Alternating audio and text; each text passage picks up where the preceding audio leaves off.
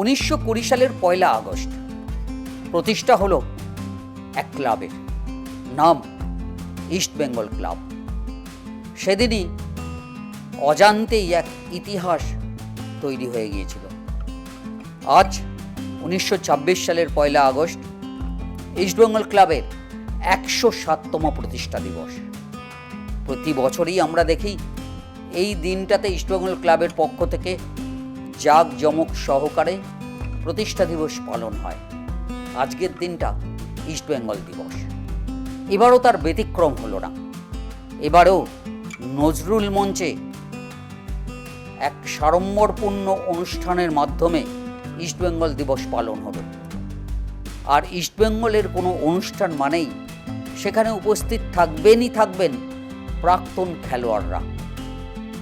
শনিবারও তার ব্যতিক্রম রইল না। অসংখ্য প্রাক্তন খেলোয়াড়দের উপস্থিতিতে নতুন করে স্মৃতি নস্টালজিয়ায় ভেসে গেলেন ক্লাবের খেলোয়াড়, কর্মকর্তা, সমর্থকরা। আসুন আজ নজরুল মঞ্চের সেই অনুষ্ঠানের কিছু মুহূর্তই দেখে নিই আমরা।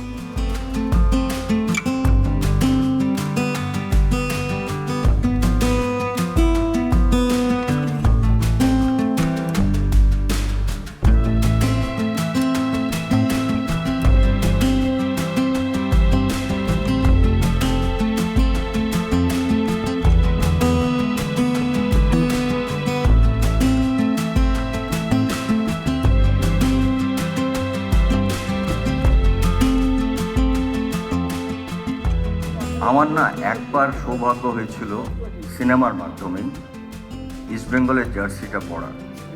আমার একটি ছবি হয়েছিল 2007-এ আশ্রয় বলে। আমি শুটিং করেছিলাম অ্যাজ এ ইস্ট বেঙ্গল ক্লাবের ফুটবলার হিসেবে, এবং আমি শ্যুট করেছিলাম ইস্ট বেঙ্গল ক্লাবে। আমি আই ওয়াজ লাইক সেই সময় ইস্ট বেঙ্গলের প্লেয়ার, নায়ক ছিলাম, কিন্তু হরনাথ চক্রবর্তীর পরিচালনা।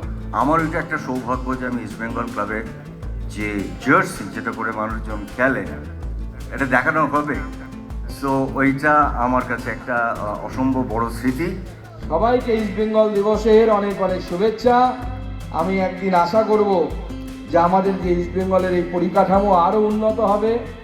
আমাদের ভারতেরই একটি ছোট ক্লাব বা বলা ভালো কোচিং সেন্টারের ছেলেরা বিদেশে গিয়ে কি ভালো ফল করে এসেছে, নিশ্চয়ই সবাই সোশ্যাল মিডিয়া বা টিভিতে দেখেছেন। আগামী দিনে আমরাও করব। বাংলা পিছিয়ে থাকতে পারে না, বাঙালি পিছিয়ে থাকতে পারে না। আমরাও আগামী দিনে সেই জায়গায় যাব। এই স্বপ্ন বুকে নিয়ে চলুন, সামনে বছর আবার দেখা হবে। আশা রাখবো, আশা তো করতেই হবে, আশা রাখতেই হবে যে আমি চাইবো যে ইস্ট বেঙ্গল ক্লাবের এত অবদান বাংলা তথা ভারতবর্ষের ফুটবলে আগামী দিনেও সেই পাস্ট গ্লোরি, সেই গরিমা, সেই গ্লোরিয়াস পিরিয়ড আবারও যেন ইস্ট বেঙ্গল ফিরে পায়।